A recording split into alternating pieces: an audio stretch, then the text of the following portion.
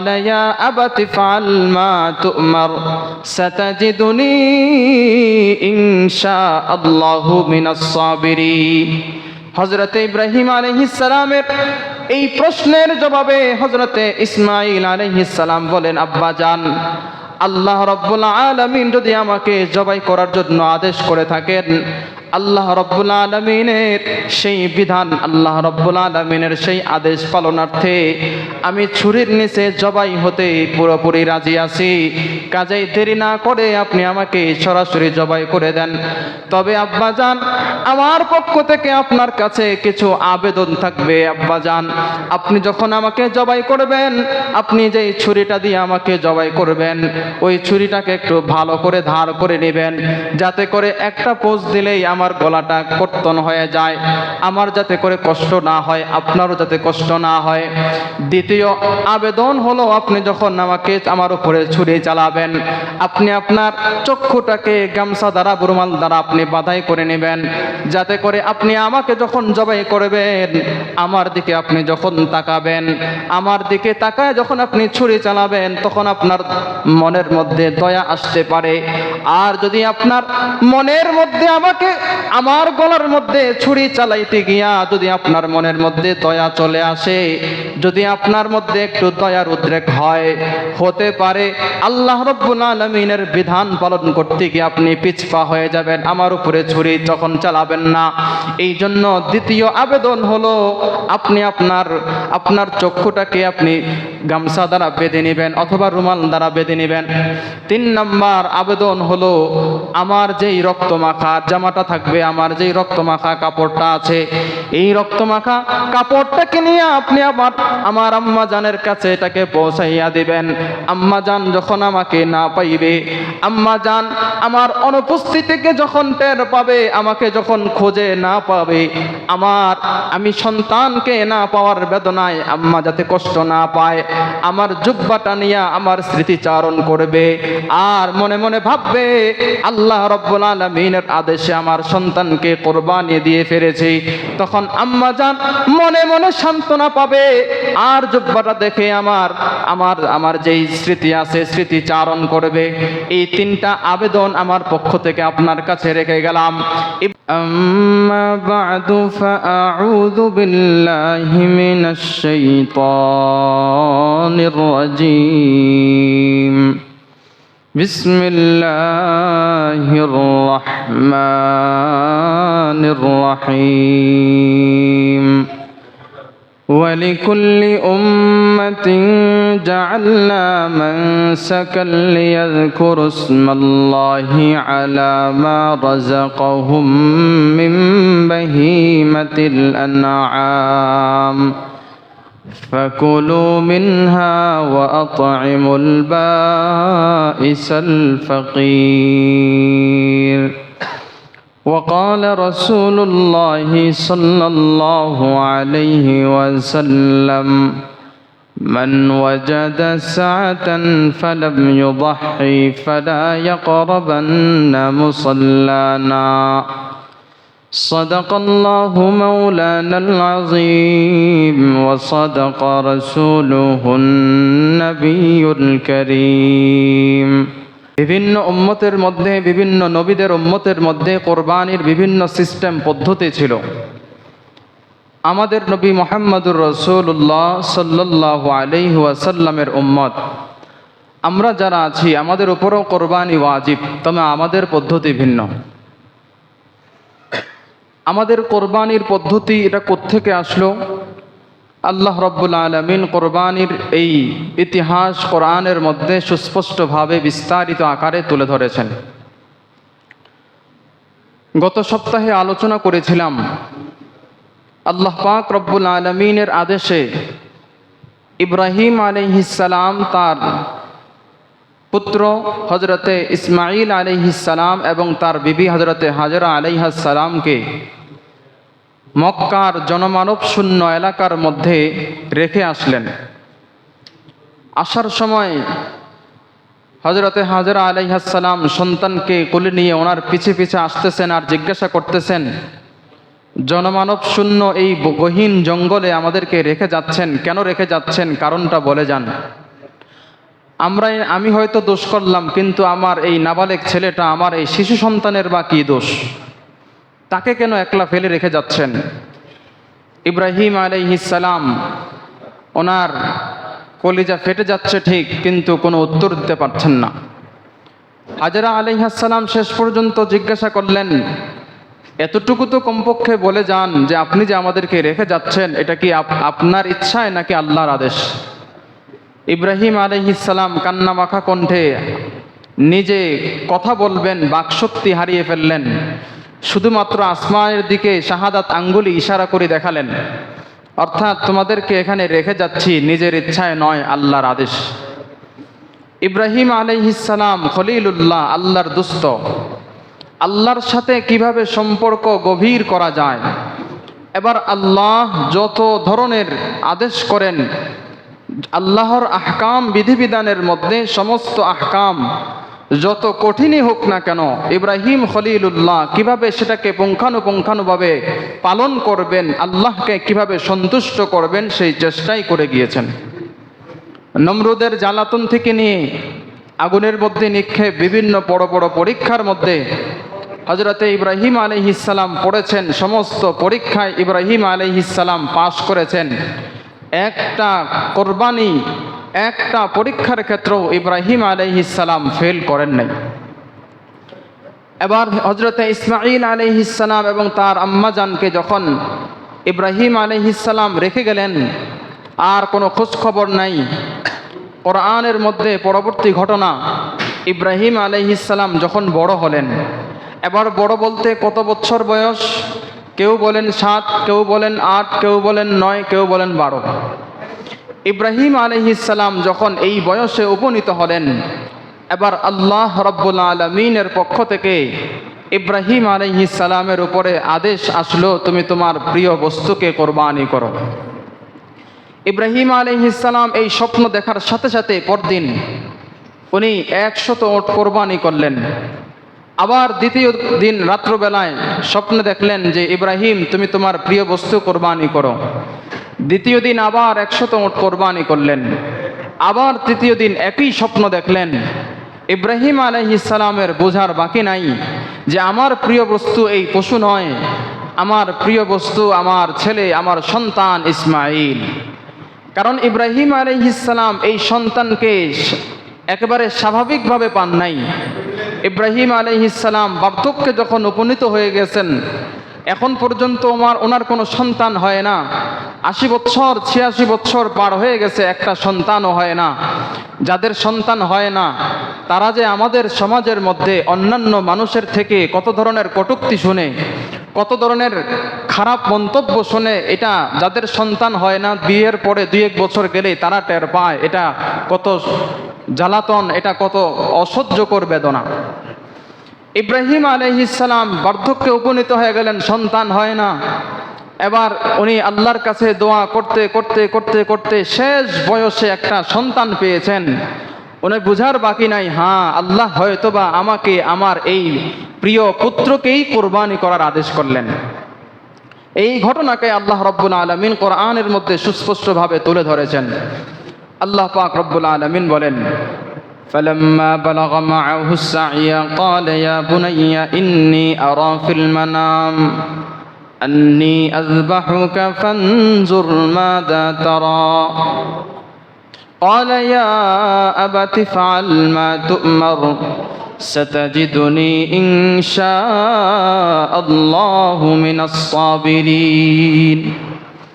আল্লাহ পাক রব্বুল আলামিন বলেন, ফালাম্মা বালাগা মাআহুস সা'য়া, ইসমাঈল আলাইহিস সালাম যখন একটু দৌড়ঝাঁপ করতে পারে, যখন একটু এদিক সেদিক নড়াচড়া করতে পারে, যেতে পারে, সামান্য পরিমাণ বুঝ জ্ঞান হয়েছে, এমন সময় যখন এই বয়সে যখন উপনীত হলো, আল্লাহ পাক রব্বুল আলামিন বলেন, ক্বালা ইয়া বুনাইয়া ইন্নী আরা ফিল মানাম আন্নী আযবাহুকা ফানজুর মাযা তারা। হযরতে ইব্রাহিম আলাইহিস সালাম স্বপ্নে যখন দেখলেন ওনার প্রিয় বস্তুকে কুরবানি করার জন্য, ইব্রাহিম আলাইহিস সালাম ইসমাঈল আলাইহিস সালামকে জিজ্ঞাসা করলেন, বাবা শোনো, তোমার সাথে গুরুত্বপূর্ণ একটা কথা আছে, তোমার সাথে গুরুত্বপূর্ণ একটা আলাপ আছে। ইসমাঈল আলাইহিস সালাম বলেন, বাবা বলেন। ইব্রাহিম আলাইহিস সালাম বলেন, এখানে তোমার কাছে বলা যাবে না, চলো আমরা এক জায়গায় ঘুরতে যাই। ইব্রাহিম আলাইহিস সালাম এবার বিবি হাজেরাকে আদেশ করলেন, সন্তানটাকে একটু সুন্দরভাবে সাজায় গোজায়া দাও, নতুন কাপড় পরিধান করায় দাও, সন্তানকে নিয়ে আমি এক জায়গায় বেড়াতে যাব, ঘুরতে যাব। সন্তান খুশি, মাও খুশি। তবে মায়ের কেমন যেন একটা পেরেশানি হইতেছে যে ইব্রাহিম আলাইহিস সালাম সন্তানকে নিয়ে কোথায় বেড়াতে যাবেন, কোথায় যাবেন। এদিক দিয়ে হযরতে হাজেরা আলাইহিস সালাম ইসমাঈল আলাইহিস সালামকে সুসজ্জিত করলেন, সাজায় দিলেন, নতুন কাপড় চোপড় পরিধান করিয়ে দিলেন। সন্তানকে নিয়ে ইব্রাহিম আলাইহিস সালাম রওনা করলেন মিনার প্রান্তরে। মিনার প্রান্তরের দিকে রওনা করলেন। এদিক দিয়ে আজাজিল শয়তান উপস্থিত হয়ে গেল হযরতে ইসমাঈল আলাইহিস সালামের আম্মা জানের কাছে। হযরতে হাজেরার কাছে এসে বলো, এই হাজেরা, তুমি জানো তোমার সন্তানকে তার বাবা কোথায় নিয়ে যাচ্ছে? বলে, তার সন্তানকে সে ঘুরতে নিয়ে যাচ্ছে, জন্য নতুন কাপড় পরিধান করিয়ে দিলাম। ইবলিস বলে, না না, সে তার সন্তানকে ঘুরতে নিয়ে যাচ্ছেন না, সে তার সন্তানকে কোরবানি করার জন্য, জবাই করার জন্য নিয়ে গেছে। হযরতে হাজেরা আলাইহিস সালাম বলেন, আমার স্বামী ইব্রাহিম আলাইহিস সালাম কোনো একটা পদক্ষেপ, কোনো একটা কাজ, কোনো একটা বিধিবিধান, কোনো একটা পদক্ষেপ আল্লাহর বিধান, আল্লাহর আদেশ ছাড়া কোনো দিকে রওনা করেন না, কোনো দিকে পা বাড়ান না। সুতরাং ইব্রাহিম আলাইহিস সালাম যদি তার সন্তানকে কোরবানি করার জন্য নিয়ে যান, তাহলে এটাও তার রবের পক্ষ থেকে আদেশ। আল্লাহ পাক রব্বুল আলামিন তাকে আদেশ করেছেন, বিধায় তিনি তার সন্তানকে কোরবানি দিবেন। আর আল্লাহ রব্বুল আলামিনের যদি আদেশ হয়ে থাকে, তাহলে এই কোরবানি, এই জবাইকে মেনে নিতে আমার কোনো বাধা নাই। সন্তান এখানে নিরাশ হয়ে গেল। এবার ইব্রাহিম আলাইহিস সালাম তার সন্তান হযরতে ইসমাঈল আলাইহিস সালামকে নিয়ে রওনা করলেন মিনার প্রান্তরে। মিনার ময়দানে নিয়ে গেলেন। এবার বলতেছেন, ক্বালা ইয়া বুনাইয়া ইন্নী আরা ফিল মানাম আন্নী আযবাহুকা ফানজুর মাযা তারা। ইব্রাহিম আলাইহিস সালাম বলেন, বা সন্তান, আমি রাত্রিবেলায় স্বপ্ন দেখেছি, আল্লাহ রাব্বুল আলামিন আমাকে স্বপ্নের মধ্যে আদেশ করেছেন আমি যাতে করে আমার সন্তান তোমাকে কোরবানি করে দেই। ফানজুর মাযা তারা, তোমার রায় কি, তোমার সিদ্ধান্ত কি? আল্লাহ রাব্বুল আলামিন ইব্রাহিম খলিলুল্লাহকে সন্তানও দিয়েছেন, এমন আনুগত্যশীল সন্তান, বাবা মার কথাকে পালনকারী, যিনি জবিহুল্লাহ হইতে রাজি হয়ে গেলেন। সাথে সাথে বললেন, ইন্নী আরা ফিল মানামি আন্নী আযবাহুকা ফানজুর মাযা তারা।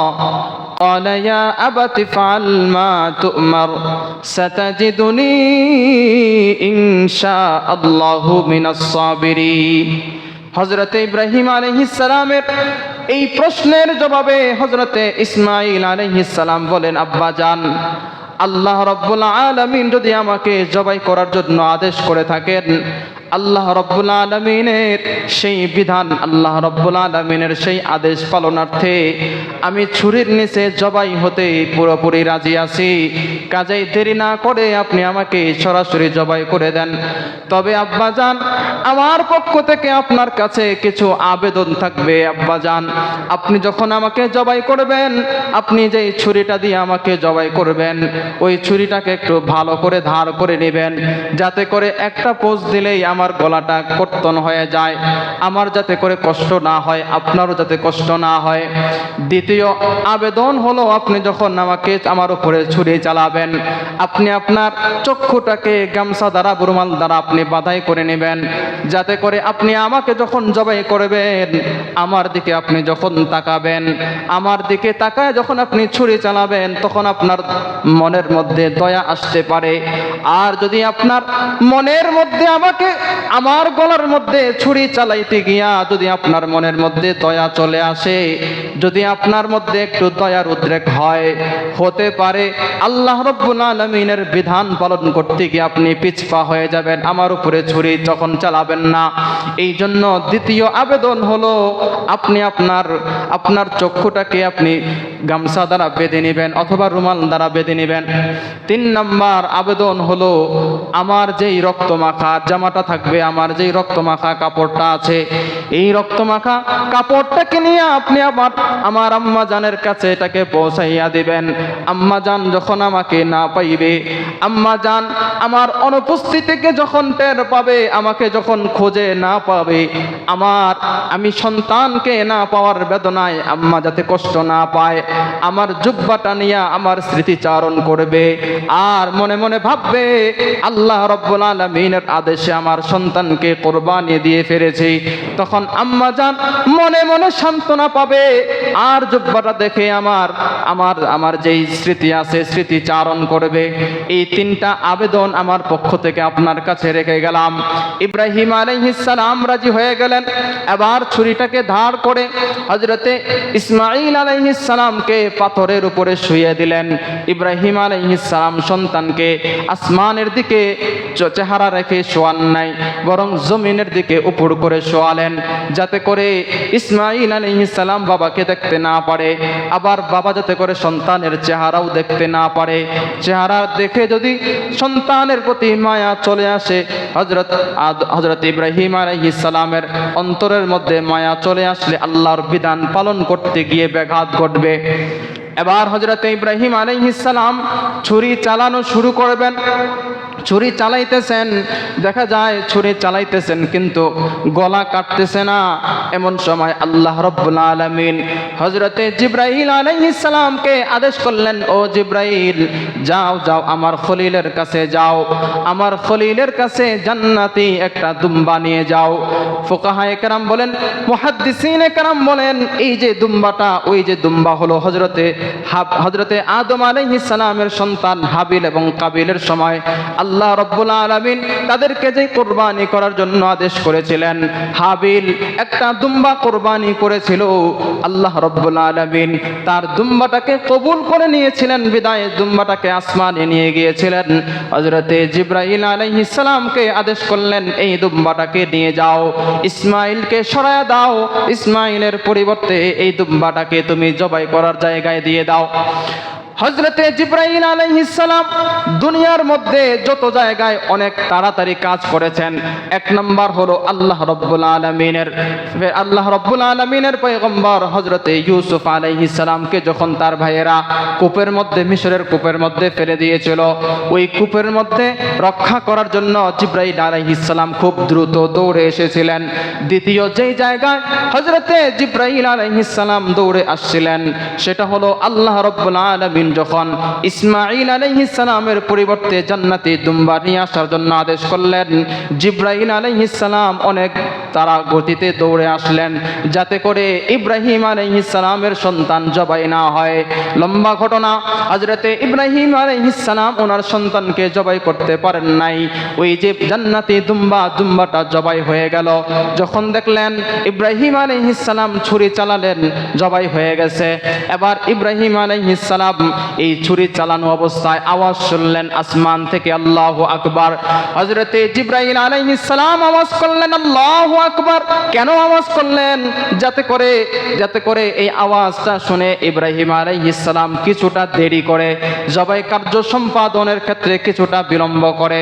ইব্রাহিম আলাইহিস সালামের এই জবাই যাতে করে একটু দেরি হয়, জিবরাইল আলাইহিস সালাম দৌড়ে আসলেন, দুম্বাটাকে ইসমাঈল আলাইহিস সালামকে সরায়া দিয়া ইসমাঈলের জায়গায় দুম্বাটাকে দিয়ে দিলেন। ইব্রাহিম আলাইহিস সালাম ছুরি চালানো শেষ করে এবার গামছাটা সরালেন। গামছা সরায়া দেখে নিজের পুত্র হযরতে ইসমাঈল পাশে দাঁড়ায় আছেন, আর ইসমাঈলের জায়গায় আরেকটা দুম্বা জবাই হয়ে গেছে। ইব্রাহিম আলাইহিস সালাম এই অবস্থা দেখে উনি বলে উঠলেন, লা ইলাহা ইল্লাল্লাহ, আল্লাহু আকবার। ইব্রাহিম আলাইহিস সালাম নিজের খুশিতে ইব্রাহিম আলাইহিস সালাম আল্লাহর গুণকীর্তন করলেন, লা ইলাহা ইল্লাল্লাহ। এবার হযরতে ইসমাঈল আলাইহিস সালাম নিজে আল্লাহ রাব্বুল আলামিন ওনাকে জবাই করেন নাই, আল্লাহ রাব্বুল আলামিন ওনার পরিপ্রেক্ষিতে ওনার পরিবর্তে একটা জান্নাতি দুম্বাকে জবাই করে দিয়েছেন। এই জন্য হযরতে ইসমাঈল আলাইহিস সালাম বলে উঠলেন, লা ইলাহা আল্লাহু আকবার ওয়ালিল্লাহিল হামদ। আল্লাহ পাক রব্বুল আলামিন হযরতে ইব্রাহিম আলাইহিস সালামের এই পুরা এই ঘটনাকে আমাদের জন্য, আমাদের পুরা উম্মতের জন্য কিয়ামত পর্যন্ত সমস্ত উম্মতের জন্য স্মৃতিচারণ করার জন্য, সমস্ত উম্মতের জন্য এটাকে স্মরণীয় রাখার জন্য, কিয়ামত পর্যন্ত সমস্ত উম্মতের জন্য এটাকে ওয়াজিব করে দিয়েছেন। তাকবীর তাশরীককে আল্লাহ রাব্বুল আলামিন আমাদের উপরে ওয়াজিব করে দিয়েছেন। ইব্রাহিম আলাইহিস সালাম নিজের সন্তানকে জবাই করতে গেলেন, কিন্তু জবাই হয় নাই। এবার আল্লাহ রাব্বুল আলামিন এই কুরবানিটাকে আমাদের উপরে ওয়াজিব করে দিয়েছেন। অন্যান্য উম্মতের উপরও ওয়াজিব ছিল, কিন্তু আমাদের উম্মতের উপরও ওয়াজিব। অন্যান্য উম্মতের নিয়ম ছিল সবাই তার প্রিয় বস্তু, আবার শস্য হোক, তার চতুষ্পদ জন্তু হোক, তার নিজের প্রিয় বস্তুটাকে এক জায়গায় রেখে আসবে, পাহাড়ের মধ্যে রেখে আসবে। সেখানে যার কুরবানি কবুল করবেন আল্লাহ রাব্বুল আলামিনের পক্ষ থেকে আসমান থেকে আগুন আসবে, আগুন এসে তার ওই বস্তুটাকে আগুনে পুড়ে ফেলবে। বোঝা যাবে আল্লাহ রাব্বুল আলামিন তার কুরবানি কবুল করেছেন। কিন্তু আল্লাহ রাব্বুল আলামিন শেষ নবীর পয়গম্বর, শেষ নবীর উম্মতকে আল্লাহ রাব্বুল আলামিন এতটা লাঞ্ছিত করবেন না, সরাসরি অন্যান্য মানুষের সামনে তাকে লজ্জিত করবেন না যে কার কুরবানি কবুল হয়েছে, কার কুরবানি কবুল হয় নাই। এমনটা যদি অন্য মানুষে দেখে আমার কুরবানি কবুল হয় নাই, তাহলে সমাজের মধ্যে মুখ দেখাতে পারবো না। সবাই বুঝবে আমি আল্লাহর কাছে নাফরমান, আমি আল্লাহর কাছে কোনো না কোনো কারণে আল্লাহর নাফরমানি করার কারণে আল্লাহ রাব্বুল আলামিন আমার এই কুরবানি কবুল করেন নাই। এই জন্য আল্লাহ রাব্বুল আলামিন এই শেষ পয়গম্বরকে দামি করেছেন, শেষ পয়গম্বরের উম্মতদেরকেও সমস্ত নবীদের চাইতেও দামি করে দিয়েছেন। এই জন্য এই সমস্ত উম্মতের জন্য কুরবানি ওয়াজিব করে দিয়েছেন। তবে কুরবানির সিস্টেম হলো আল্লাহর নামে চতুষ্পদ জন্তুকে কুরবানি করবে। আল্লাহ বলেন, ওয়ালিয়াযকুরুসমাল্লাহি আলা মা রাযাকাহুম মিন বাহিমাতিল আনআম। আল্লাহর পক্ষ থেকে নির্দিষ্ট চতুষ্পদ জন্তুগুলোকে বান্দা কুরবানি করবে। এবার আল্লাহ রাব্বুল আলামিন বলেন, বান্দা তুমি তোমার পক্ষ থেকে আমার নামে কুরবানি করো, এই কুরবানি আমার নামে করবা। আমি যে কুরবানির গোশত খাবো, আমার কাছে কুরবানির গোশত পৌঁছাবে, আমার কাছে কুরবানির রক্ত পৌঁছাবে, এটা আমার উদ্দেশ্য নয়। বান্দা তুমি কুরবানি করবা আমার সন্তুষ্টি অর্জনের জন্য। আল্লাহ বলেন, লা ইয়ানালুল্লাহা লুহুমুহা ওয়ালা দিমাউহা ওয়ালাকিন ইয়ানালুহুত তাকওয়া মিনকুম। বান্দা তুমি কুরবানি করবা আমার সন্তুষ্টি অর্জনের জন্য, আমার সন্তুষ্টির জন্য তুমি কুরবানি করবা। এই কুরবানির চতুষ্পদ জন্তুগুলোকে যখন তুমি আমার নামে কুরবানি করবা, বিসমিল্লাহি আল্লাহু আকবার বলে যখন আমার নামে কুরবানি করে দিলা, এবার এই কুরবানির মালিক আমি হয়ে গেলাম।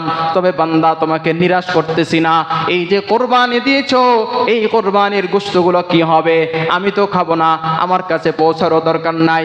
এবার বান্দা তুমি এই গোশতকে আমি তোমার জন্য হালাল করে দিয়েছি, তুমি আমার নামে কুরবানি করে দিয়েছো, আমার নামে তুমি তোমার চতুষ্পদ জন্তুকে, তোমার প্রিয় বস্তুকে কুরবানি করে দিয়েছো, আমার অধীনে চলে আসছে, আমি এটার মালিক হয়ে গেছি।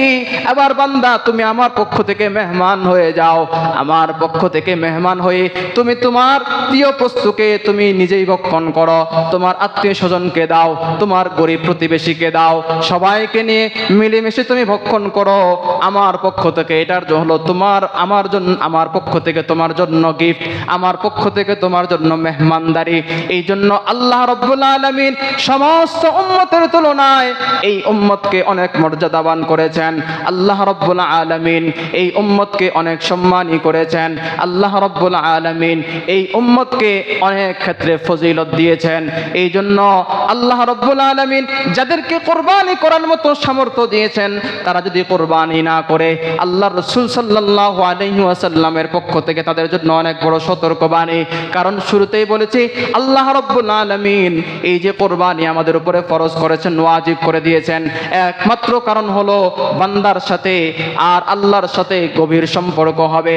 ইয কাররাবা কুরবানান ফাতুকব্বিলা মিন আহাদিহিমা ওয়া লাম ইউতাকাব্বাল মিনাল আখার। কুরবানিকে কুরবানি এই কারণেই বলা হয়, কুরবান মানে হলো নৈকট্য অর্জন করা। বান্দা কোরবানি করবে, বান্দা চতুষ্পদ জন্তু আল্লাহর নামে কোরবানি করবে, আল্লাহর নামে জবাই করবে, আল্লাহ রাব্বুল আলামিন তার কোরবানিটাকে কবুল করে তাকে কাছে নিয়ে আসবেন, তার সাথে গভীর সম্পর্ক করবেন। এবার আল্লাহ রাসূল সাল্লাল্লাহু আলাইহি ওয়াসাল্লাম বলেন, এই যে কোরবানি যাদের উপরে ফরজ হয়েছে, কোরবানি যাদের উপরে ওয়াজিব হয়েছে, তারা যদি কোরবানি না করে আল্লাহ রাব্বুল আলামিন তাদের কি অবস্থা করবেন? আল্লাহ রাসূল সাল্লাল্লাহু আলাইহি ওয়াসাল্লাম দুনিয়ার মধ্যে যতদিন মদিনায় ছিলেন প্রত্যেক বছরে নিজের পক্ষ থেকে কোরবানি করেছে। আল্লাহ রাসূল সাল্লাল্লাহু আলাইহি ওয়াসাল্লাম বিদায় হজের সময় নবীজি মুহাম্মদুর রাসূলুল্লাহ সাল্লাল্লাহু আলাইহি ওয়াসাল্লাম 100 উট একাই কোরবানি করেছেন।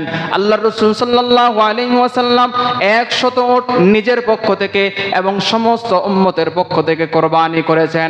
তাহলে বোঝা গেল আল্লাহর রাসূল জীবদ্দশায় মদিনায় যতদিন ছিলেন এই কোরবানি যতদিন ওয়াজিব, আল্লাহর রাসূল যতদিন মদিনায় ছিলেন ততদিন নবী করিম সাল্লাল্লাহু আলাইহি ওয়াসাল্লাম কোরবানি করেছেন।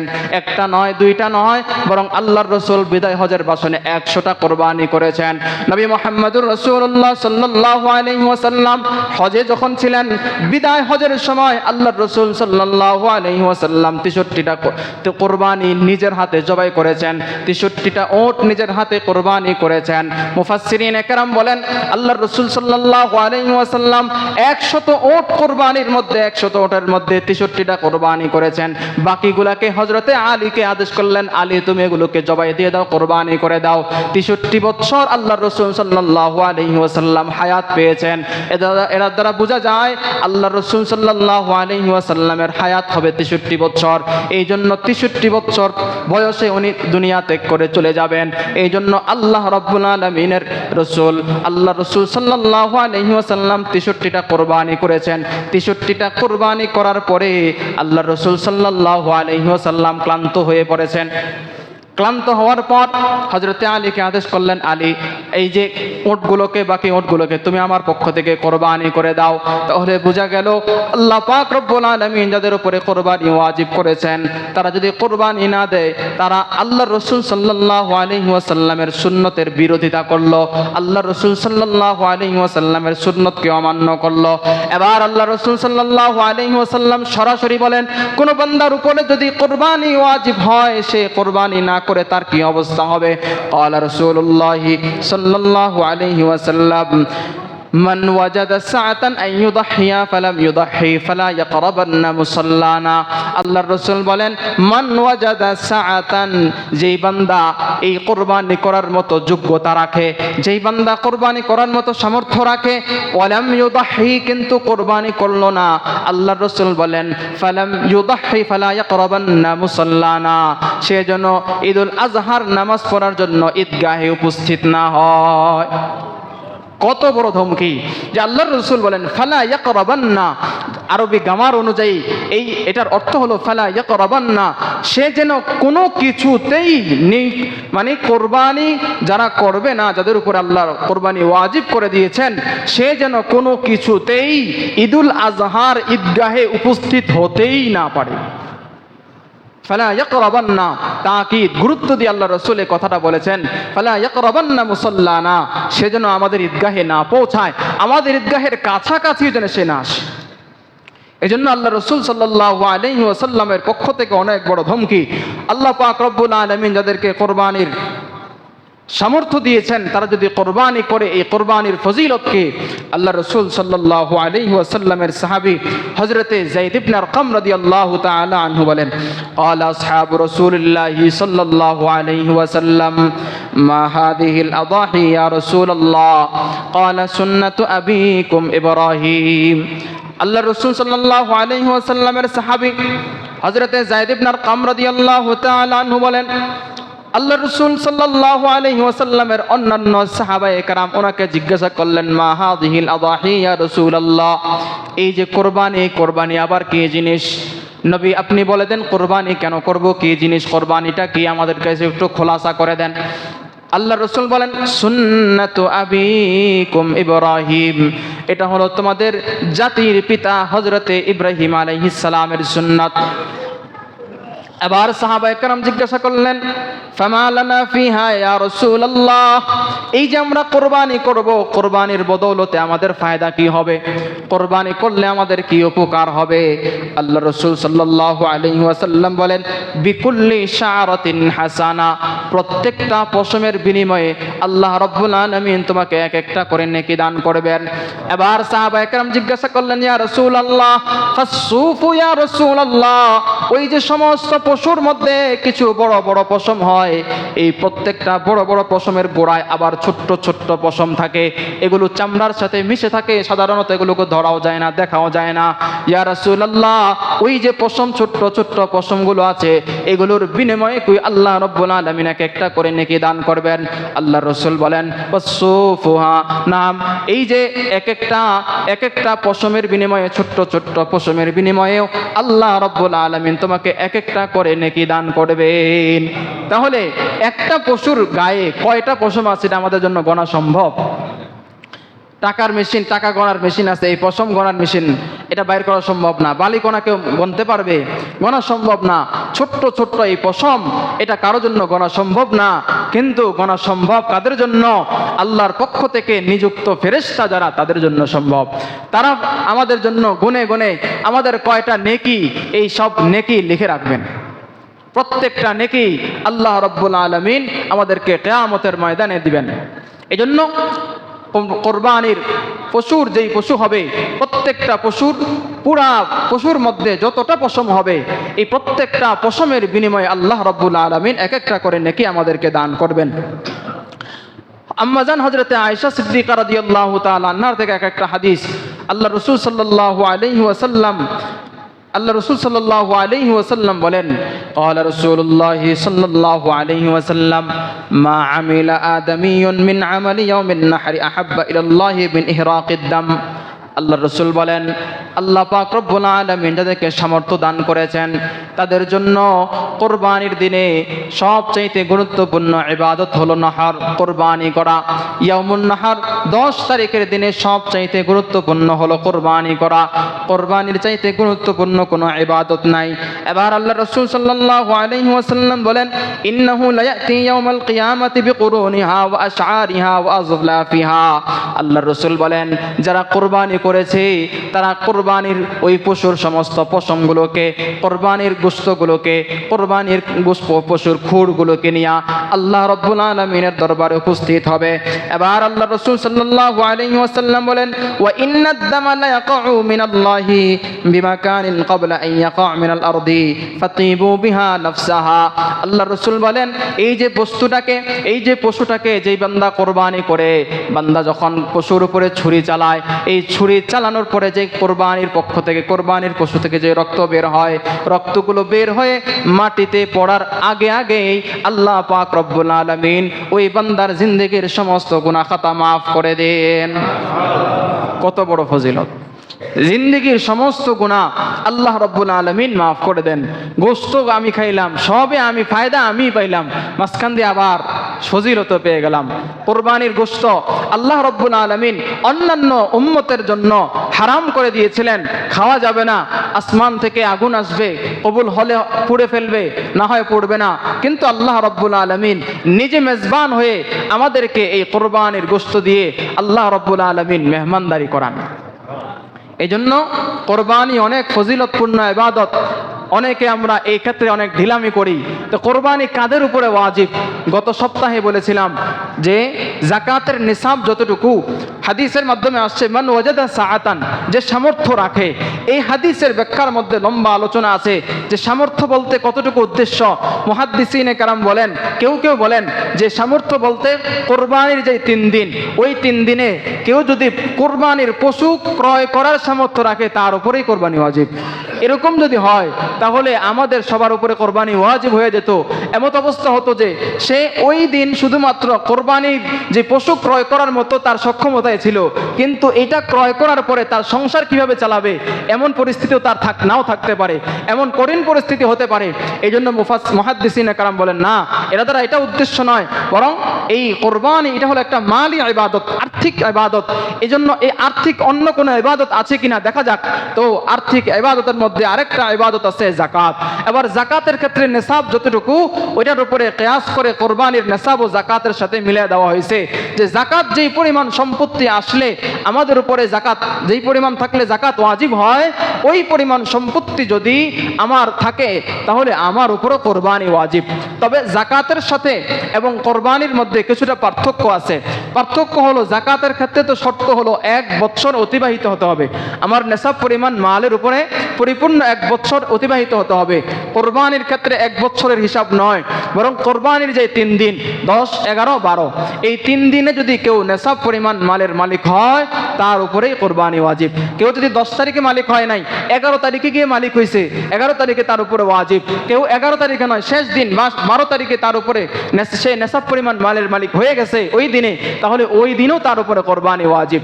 এই জন্য ওই 3 দিনে যেই ব্যক্তি নেসাব পরিমাণ মালের মালিক হবে তার উপরে কোরবানি ওয়াজিব।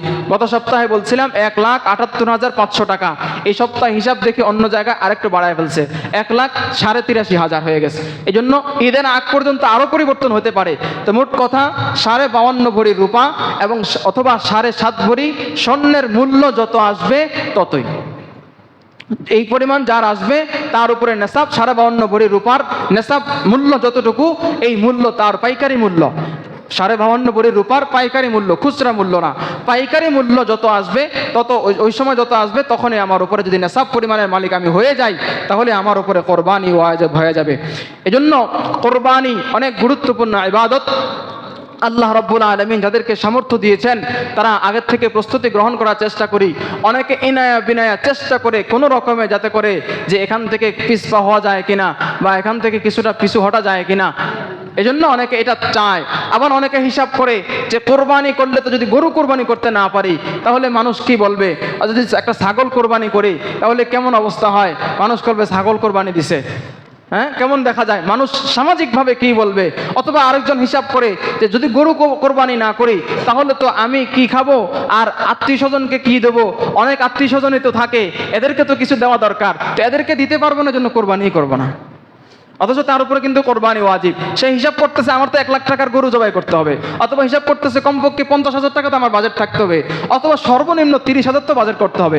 অথচ এটা আল্লাহ রাব্বুল আলামিন আমার উপরে লা ইউকাল্লিফুল্লাহু নাফসান ইল্লা উসআহা, আল্লাহ সামর্থ্যের বাইরে বান্দার উপরে কোনো কিছু চাপায়া দেন না। আমি যতটুকু হলে আমার কোরবানি আদায় হয়ে যায়। এবার 5,000 টাকা যদি আপনি 1 বছরের ছাগল পান তাহলে আপনার কোরবানি আদায় হয়ে যাচ্ছে। আপনার তো আল্লাহ রাব্বুল আলামিন 5 লাখ টাকা দিয়ে আপনার উপরে সামর্থ্য দিচ্ছেন না। হ্যাঁ, আপনি যদি 5 লাখ টাকা কোরবানি দিতে পারেন, গরিবের হক আদায় করতে পারেন, প্রতিবেশীর হক আদায় করতে পারেন, আত্মীয় স্বজনের হক আদায় করতে পারেন, আপনি বাড়তি ফজিলত সওয়াব পাবেন। সেটা আপনার জন্য, আপনি যদি পারেন, আপনার সামর্থ্য ওই পরিমাণ থাকে আপনি দিবেন। কিন্তু যার নাই, কিন্তু সে যদি সে এই পরিমাণ একবারে তার কোরবানি ওয়াজিব কিন্তু সে তারপরে দিচ্ছে না, তাহলে আল্লাহ রাসূল সাল্লাল্লাহু আলাইহি ওয়াসাল্লামের এই ধমকি এবং আল্লাহ পাক রব্বুল আলামিনের এই সতর্কবাণী তার ব্যাপারে চলে আসে। এজন্য আল্লাহ রাব্বুল আলামিন আমাদেরকে যাদেরকে সামর্থ্য দিয়েছেন, আমি স্পষ্ট সংখ্যাও বলে দিয়েছি, এরপরে যদি আমি হেলায় খেলায় এই ইবাদত থেকে আমি পিছু সরে যাই তাহলে আল্লাহ রাব্বুল আলামিন হতে পারে আল্লাহ রাব্বুল আলামিন আমার এই মালের মধ্যে কিছুটা ধস নামায় দিবেন। এজন্য আমি বারবার বলেছিলাম যে কোনো বান্দা যদি এই ঋণ করেও উমরা করে, অথবা ঋণ করেও যদি সে কোরবানি দেয়, অথবা ঋণ করেও যদি সে বাবা মার খেদমত করে, এই 3টা বিষয়ে যদি সে সে তার নাই, অন্য থেকে ধার করে হলো সে এই কাজটা করে, আল্লাহ রাব্বুল আলামিন তার ওই ঋণটাকে পরিশোধ অবশ্যই করায় দিবেন। এটা ঈমান ওই পরিমাণ থাকতে হবে, আল্লাহর প্রতি অগাধ বিশ্বাস নিয়ে যদি এই কাজটা কেউ করে আল্লাহ তাকে কোনো কিছুতেই ঠকান না।